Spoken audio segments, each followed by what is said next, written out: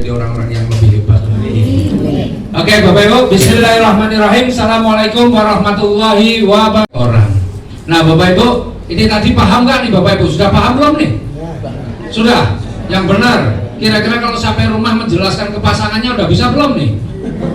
Oh, belum ya? Bapak Ibu, nggak penting Bapak Ibu paham atau tidak paham itu tidak penting. Ya, saya 7 tahun yang lalu ketika mengambil keputusan ini, saya udah 7 tahun Pak. Ya, paling lama di antara semua yang ada di sini. 7 tahun. 7 tahun udah lama apa belum? Hah? Lama. Dengan Bapak Ibu bekerja atau cari rezekinya lebih lama siapa? Lama mencari rezeki. Ya. 7 tahun yang lalu Bapak Ibu saya kenal usaha ini. Yang kenalin saya siapa? Yang kenalin saya itu anak SMA kelas 3. Luar biasanya dulu anak SMA itu nggak sepinter Mas Ian, nggak sepinter Pak Sony. Ya, ketika menjelaskan, karena waktu itu anak SMA itu kalau menjelaskan masih ada kata-kata yang nggak membuat saya yakin. Ini gimana Mas? Waktu itu ketemu langsung. Ini gimana Mas? Kayaknya begini. Kalau yang ini bagaimana? Ini mungkin begini. Kalau yang ini kalau nggak salah begini. Loh, ini semua nggak meyakinkan. Tapi waktu itu saya tetap aja ambil keputusannya. Kenapa saya ambil keputusan? Padahal saya nggak paham. Tapi kok saya mau ambil keputusan? Karena waktu itu yang membuat saya tertarik hanya ditunjukkan video saja Pak. Ditunjukkan video ada mahasiswa yang menjalankan bisnis ini 1,5 bulan sudah bisa beli mobil senilai 150 juta. 1,5 bulan, saya kira luar biasa ini. Padahal yang namanya mahasiswa itu identik dengan nggak punya uang, betul nggak? Teman-temannya juga rata-rata mahasiswa berarti nggak punya uang. Itu 1,5 bulan bisa sukses di usaha ini, bisa beli mobil 150 juta. Lah saya bukan mahasiswa, saya pengusaha. Teman-teman saya pengusaha. Jadi saya yakin kalau mahasiswa saja bisa, maka saya yakin saya juga pasti bisa. Saya nggak perlu paham, karena saya menyadari bahwa yang namanya bisnis itu kayak orang belajar berenang. Yang namanya bisnis kayak orang belajar naik sepeda. Nggak perlu paham teori berenang dulu baru masuk ke kolam renang, betul nggak? Gak perlu kita harus belajar renang ini gaya dada, gaya punggung, gaya kupu-kupu, gaya apa lagi, segala macam gaya sudah dipelajari, ujian tertulis lulus, tapi masuk kolam renang tetap tenggelam, betul nggak? Bisnis bukan seperti itu. Bisnis itu seperti orang belajar berenang. Bagaimana caranya? Ya sudah, pokoknya nyemplung di kolam renang sambil belajar, sambil praktek, betul? Akhirnya lebih cepat. Mana yang lebih cepat, orang yang belajar teorinya dulu baru praktek atau orang yang belajar sambil praktek? Belajar sambil praktek. Maka saya, karena saya memang latar belakang saya pengusaha Pak. 25 tahun saya jadi pengusaha, dari tahun 93 sampai 2018 belum saya kenal usaha ini, saya jadi pengusaha. Modalnya ratusan juta bahkan miliaran.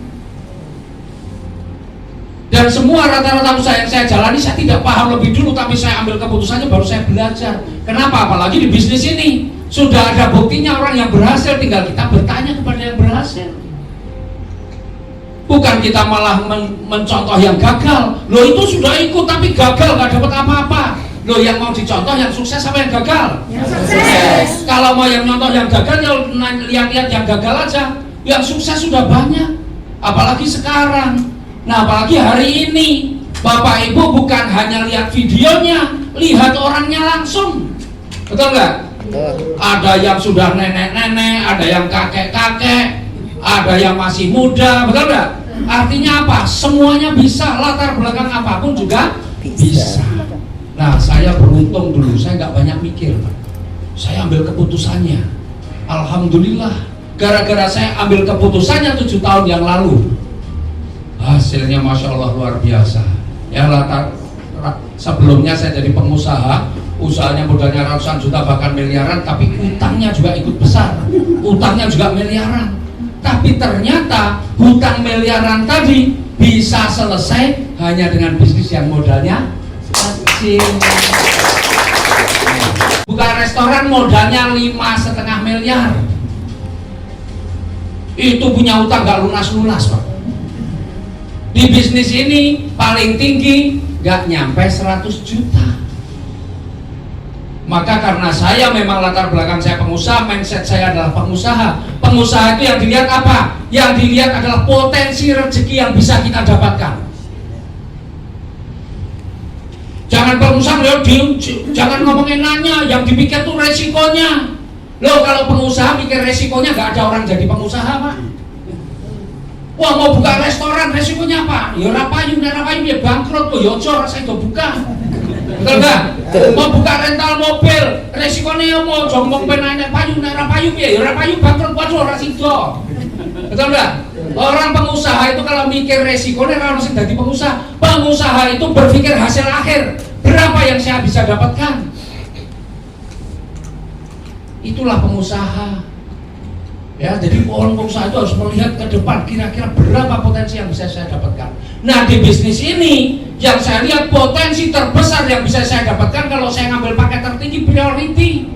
Padahal priority nggak nyampe 100 juta. Bagi saya pengusaha ini menarik. Anggaplah kalau Bapak Ibu yang belum punya latar belakang pengusaha, yang paling kecil berapa? 3.300.000, potensinya berapa? 5 miliar, bukan hanya 3,67, masih ada tambah-tambahan yang lain 5 miliar Pak. Coba sekarang pertanyaannya, kalau Bapak Ibu mau bisnis apa yang modalnya kecil tapi potensi rezeki bisa miliaran? Betul nggak? Ada nggak? Nggak ada. Orang tetangga saya aja mau jadi tentara bayarnya waktu itu 75 juta, udah lama itu pun sampai akhir, sampai selesai, sampai dia mau pensiun itu minar warisannya wong tua kok. Padahal dulu masuknya 75 juta, saya masih ingat persis karena itu tetangga saya. Itu dodolan sapi sawah gitu Pak. Coba banyak orang mau mengeluarkan uang yang besar untuk sesuatu yang tidak membawa kesejahteraan. Betul nggak? Betul. Ini kalau ibu-ibu ini punya anak nih, anaknya diajamin diterima jadi ASN, ini kan bayar 100 juta kira-kira dilakoni lah. Dilakoni. Padahal dari ASN begitu itu SK langsung mlebu bank, tekan pensiun SK-nya ra metu-metu. Betul enggak? Di sini mah 100 juta yang saya tahu oke, nggak percaya, inilah yang saya dapatkan. Itu orang ini. Nah, nih. Tahu nggak New Ambassador itu berapa nilainya? 20 juta. Saya sudah dapat 31 kali. Star Ambassador nilainya berapa? 150 juta. Kali 28. Big Ambassador nilainya berapa? 500 juta. Ini kalinya 19. Luxury berapa nilainya? 1 miliar. Kali 12. Champion nilainya berapa? 2 miliar. Kali 2. 4 miliar. Coba. Modalnya berapa? Gak nyampe 100 juta. Coba biar tak go daftar PNS SK ku isi nombor. Betul enggak? Ini orangnya pelek PNS, ini nyata nih. Betul enggak? Ini ada ASN enggak di sini? Boleh tersinggung? Enggak. Kalau orang yang gampang tersinggung itu biasanya nggak bisa sukses. Serius. Karena orang bisnis itu nggak boleh gampang tersinggung. Betul. Orang yang gampang tersinggung itu nggak bisa sukses. Opo kagol, lagi tersinggung nggak bisa sukses. Nggak bisa. Kudu nggak belepan sama bisnis itu. Betul nggak? Betul. Sama saya jalankan bisnis ini, ada teman yang bilang, ngimpi kowe, serasa moyo woro. Dulu 7 tahun yang lalu teman saya bilang yang ngimpi. Sekarang begitu lihat kenyataannya, dia yang ngimpi ternyata. Kok ngimpi jadi pengusaha sekian lama, ya toh ditawari ngene aku ngimpi. Ternyata saya bilang, saiki sekarang kamu lihat aku punya rumah. Sertifikatnya juga di rumah. Lah kalau rumahmu sertifikatnya di mana? Berarti rumah yang kamu tempati mengimpi wong di rumahmu, betul enggak? Iya. Coba, nih Bapak Ibu. Jadi kira-kira nih kalau ada uang 100 juta milih gue ngelebokke anaknya jadi ASN atau untuk usaha? Nekat. Ya, nah Bapak Ibu enaknya di usaha ini Bapak Ibu sekali lagi nggak kerja sendiri. Coba saya mau tanya nih, Bapak Ibu siapa yang hari ini baru pertama kali hadir? Wih banyak ya. Saya mau tanya Bapak Ibu, siapa yang hari ini Bapak Ibu baru pertama kali hadir yang mengundang Bapak Ibu tidak ada di tempat ini? Boleh angkat tangannya. Yang undang tidak hadir di sini. Loh, ada kan? Ibu yang undang siapa? Pak Bambang Prayitno Pak Bambang di mana? di Tinggalnya di mana Pak Bambang? di mana? Gak tahu bahkan. Ibu yang undang siapa? Saya nggak ada yang undang, saya datang sendiri. Wih, bahaya itu. Ini datang tidak diundang, pulang tidak diantar nanti lu. Saya yang undang Bu Novi. Saya punya Pak Enggar, Oh Pak Enggar. Oh, Pak Enggar. Pak Enggar di mana tinggalnya? Surabaya. Bu, Pak Enggar ada nggak di sini? Enak loh bisnis ini. Pak Enggar mungkin di Surabaya nggak. Ibu datang ke sini. Iya. Pak Enggar nggak ikut menjelaskan, saya ikut menjelaskan, betul nggak? Kalau ibu tertarik, ibu rezekinya ke siapa? Daftarnya ke siapa? Enggar. Pak Enggar. Loh, enak nggak? Bisnis kok enaknya kayak ngene piye? Betul nggak? Jadi Bapak Ibu bisa mengembangkan bisnis ini di mana saja. Bapak Ibu tidak harus bahwa Bapak Ibu ini tinggal di Solo misalnya, hanya mengembangkan di Solo. Saya yakin Bapak Ibu temannya ada di mana-mana.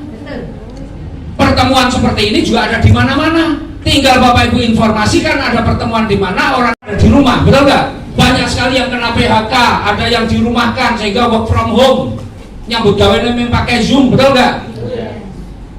Sebelum ada COVID kita selalu buat pertemuan selalu begini Pak.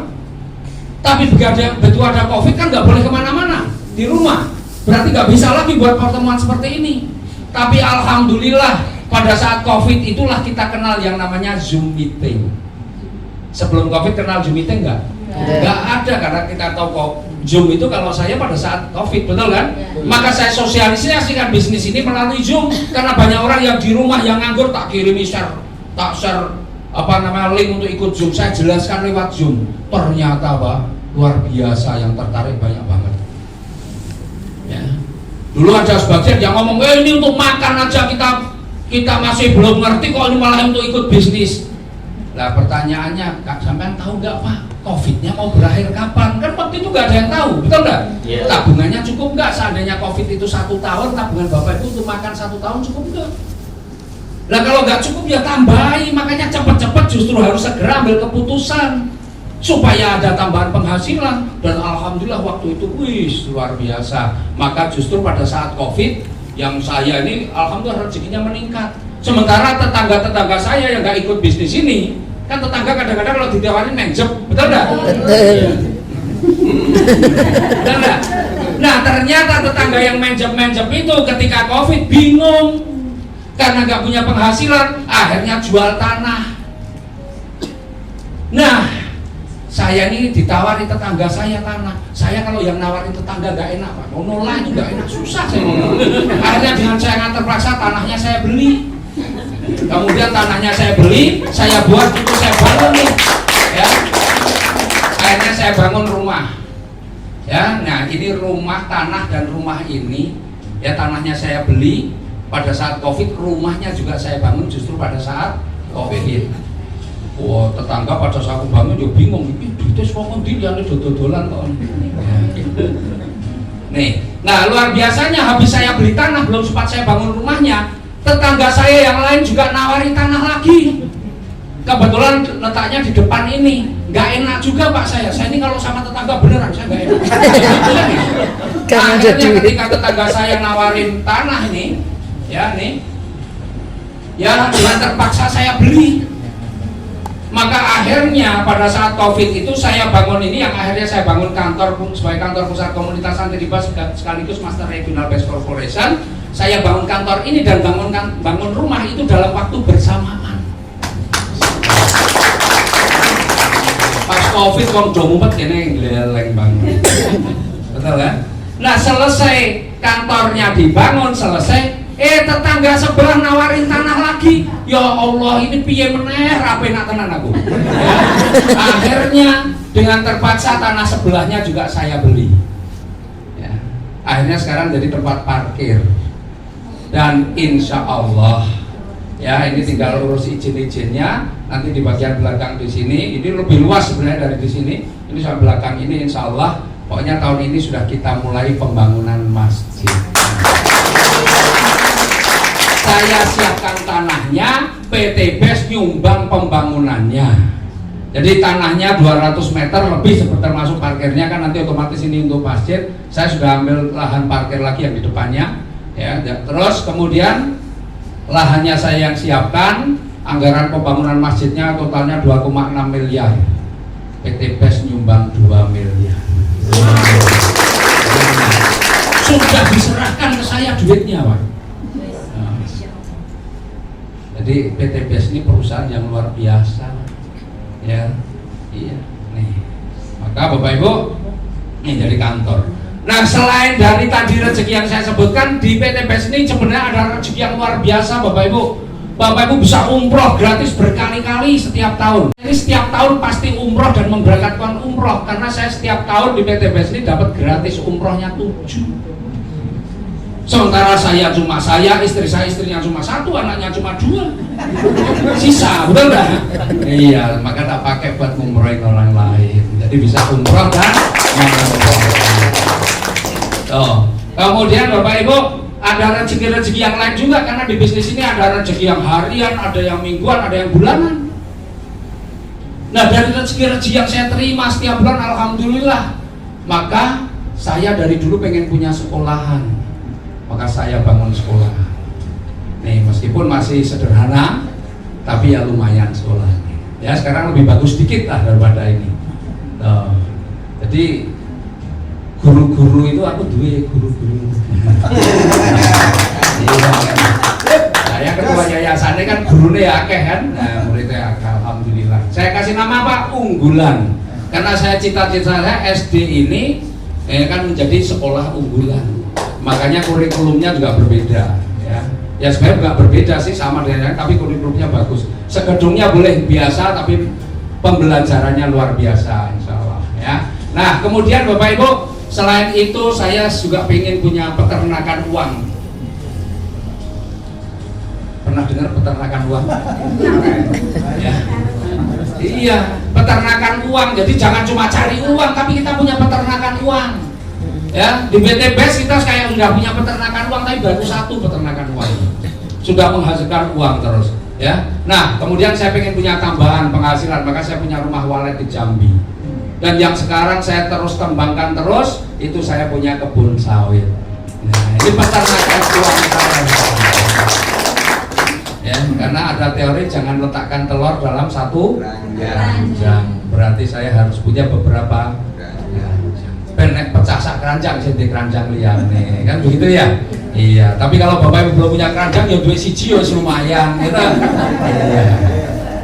Nah, oke Bapak Ibu. Nih, Bapak Ibu pengen suksesnya? Ya, ternyata Bapak Ibu untuk sukses itu ada syaratnya. Pengen sukses? Enggak ada satu orang pun. Betul enggak? Tapi belum tentu dia memenuhi syarat atau punya persyaratan untuk bisa sukses. Karena sukses itu ada syaratnya. Yang pertama apa? Dia harus benar-benar punya keinginan untuk sukses. Dia harus serius, memang benar-benar pengen sukses. Benar-benar pengen misalnya punya impian tuh, impiannya apa yang jelas benar-benar, misalnya, waduh kalau saya nih ya, kenapa saya benar-benar serius pengen sukses? Karena saya ini merasa bahwa saya dari dulu sebenarnya, sejak saya jadi pengusaha, selama ini kan saya bekerja, istri saya nggak bekerja. Jadi semua itu saya karena kepala rumah tangga harus bertanggung jawab. Dulu saya sempat jadi kontraktor, saya punya usaha tour and travel, kontraktor, distributor handphone, jadi usaha properti, restoran. Tapi itu semua, saya bayangkan seandainya saya meninggal atau saya nggak bisa bekerja, maka istri saya nggak bisa melanjutkan itu semua. Berarti saya meninggalkan istri dan anak-anak ini dalam posisi bahaya. Maka dulu saya ikut asuransi Pak. gue ngaman ke ikut asuransi saya tuh mikir mati kejaman biar bukan yang saya. Loh sejak tahun 95 itu saya udah mikir, waduh ini bagaimana meskipun bisa umur bisa 6, sekarang aja masih muda. Ya. Saya udah mikir bagaimana kalau umur saya ini nggak panjang atau saya sakit nggak bisa bekerja, bagaimana nasib anak saya masih kecil-kecil, bagaimana keluarga saya. Maka saya dulu ikut asuransi, Pak. Saya itu asuransi kalau saya meninggal dulu klaimnya, kalau diklaim itu polisnya nilainya 2 miliar. Waktu itu oke, Pak. Saya itu ya wis ra oke. Banyak nggak ya? Nah, maksudnya ya dulu sampai kayak gitu karena saya mikir begitu. Nah ketika ketemu usaha ini saya sebenarnya tenang banget. Kenapa saya tenang? Karena ini kalau saya meninggal hari ini istri saya nggak akan kehilangan penghasilan. Kenapa? Karena bisnis ini dengan mudah bisa diwariskan. Keren nggak? Jadi kalau kita berpikir untuk jauh ke depan, bisnis ini sangat cocok. Tapi nggak cocok untuk orang yang berpikir yang penting aku ono sing dipangan dino iki oleh dipangan sesuk dipikir sesuk, ora cocok ikut bisnis ini. Ya, kan banyak orang yang berpikir begitu. Ah, yang penting ono sing dipangan dino iki sesuk dipikir sesuk, ora cocok dadi pengusaha. Karena pengusaha harus berpikir jauh ke depan. Ya, nih harus punya keinginan yang serius. Saya dulu mikir, wah anak saya harus saya beri kesehatan, kalau saya meninggal anak saya jangan sampai terlantar. Maka saya berjuang benar-benar, saya ingin memberikan pendidikan yang terbaik. Bapak Ibu, saya di bisnis itu pernah bangkrut 2011 itu berat ya. Saya lagi punya anak masih sekolah. Tapi 2008 sebenarnya masa-masa krisis saya 2008, tapi puncaknya di 2011 itu meledaknya di situ. Umumnya orang tua ketika dia nggak punya duit maka nyekolahkan anaknya cari yang murah. Betul nggak?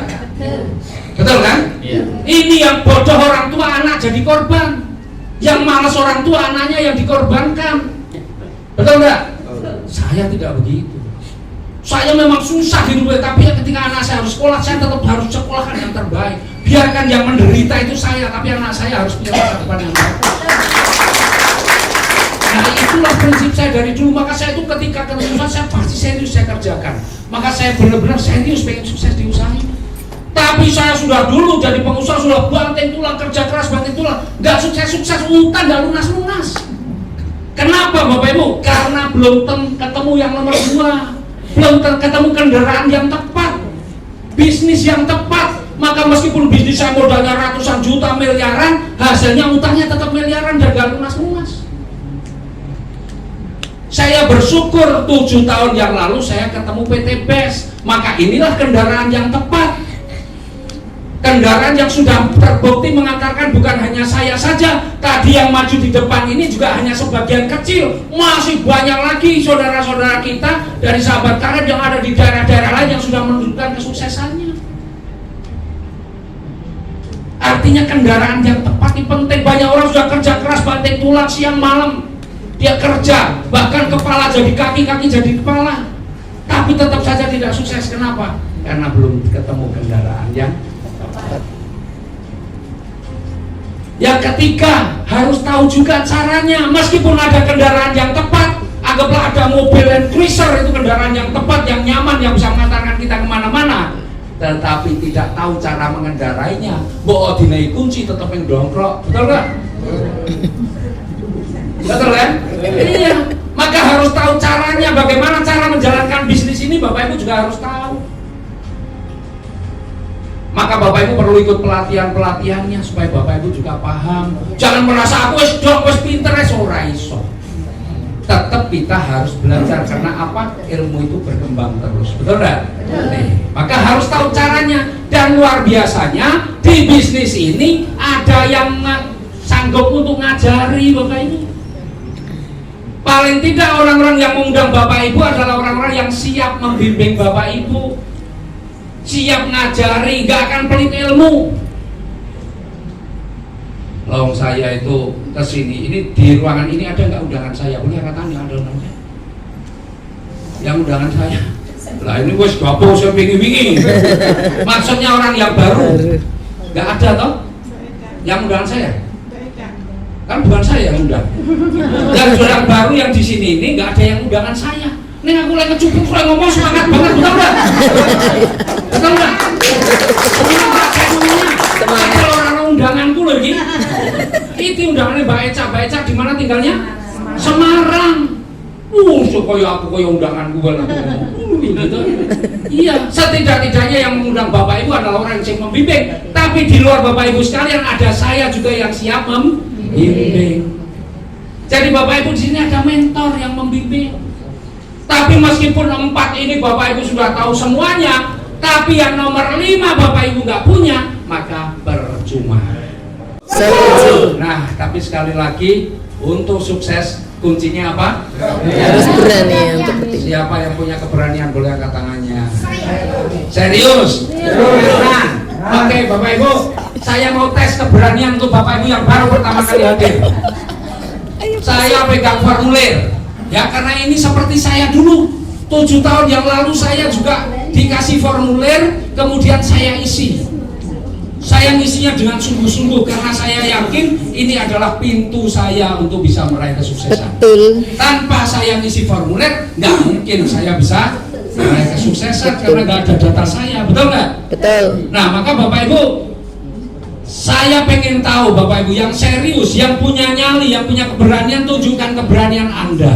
Saya tidak akan bagikan formulir ini di tempat duduk Bapak Ibu sekalian, kepenaan. Ya, kepenaan. Karena orang sukses butuh apa? Keberanian. Maka Bapak Ibu, formulir ini hanya akan saya berikan kepada Bapak Ibu yang punya nyali, yang punya keberanian untuk berdiri dari tempat duduknya dan melangkahkan kakinya ke depan. Silakan Bapak Ibu yang punya nyali, silakan berdiri dan silakan ambil formulirnya. Oh, Ibu. Masya Allah, luar biasa, teman-teman. Kita memberikan informasi kepada Bapak Ibu sekalian. Karena semua itu datangnya dimulai dari informasi. Maka orang yang memberikan informasi kepada Bapak Ibu adalah orang yang dikirimkan oleh Tuhan untuk membantu Bapak Ibu menjawab doa Bapak Ibu melalui orang-orang yang menginformasikannya. Maka sekali lagi hubungi orang yang sudah mengundang Bapak Ibu sekalian. Ya, jangan kemudian terpengaruh. Kebetulan di sini ketemu iki koncoku SD. Terus ngobrol-ngobrol ikutnya sama ini. Jangan, ya. Karena teman SD kalau ketemu di sini berarti teman SD-nya dulu gak peduli dengan kita. Buktinya apa? Gak ngundang kita. Betul? Yang peduli dengan kita siapa? Justru orang lain yang peduli dengan kita dan memberikan informasinya kepada kita. Setuju? Setuju. Oke, Bapak Ibu. Yang bapak-bapak dulu. Ya, silakan maju ke depan. Bapak-bapak yang ambil formulir, bapak-bapak yang sudah ambil formulir tadi. Iya, maju ke depan. Maju ke depan. Tenang aja. Iya. Ya. Masya Allah, luar Formulirnya biasa. di bawah ya, formulirnya di bawah. Solo. Formulirnya jangan diwel-wel. Banjir peminat. Masya Allah. Pengen ada foto bersama dengan calon-calon miliarder. Solo bapak-bapak. Oke. Keren. Nah, Bapak Ibu, nih. Ya, formulirnya dipegang pakai tangan kiri. Masya Allah. Tangan Just. kanannya